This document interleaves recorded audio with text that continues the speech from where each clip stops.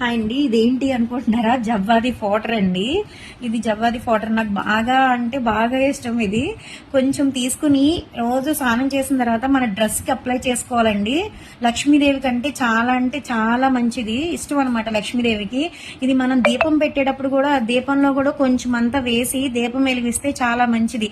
బయట బౌల్లో వాటర్ పోసి పువ్వులు వేస్తాం కదండి, ఆ వాటర్ లో కూడా కొంచెం పసుపు, కుంకుమ, కర్పూరం పౌడర్, ఈ జవ్వాది పౌడర్ వేసినా సరే చాలా మంచిది. లక్ష్మీదేవికి చాలా ఇష్టం అండి. తెలియని వాళ్ళు ఉంటే గనక తెలుసుకోండి, కానీ చాలా మంచిది. ఒకసారి క్యాప్ తీసి చూపిస్తాను నేను.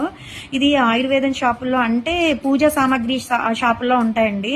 నాకు ఎప్పటి నుంచో అలవాటు. నా హ్యాండ్ బ్యాగ్ లో ఒకటి ఉంచేసుకుంటాను, దేవుడి దగ్గర ఒకటి అట్టి పెడతాను అనమాట. దేవుడికి పూజ చేసేటప్పుడు దీపంలో కొంచెం కొంచెం వేస్తాను.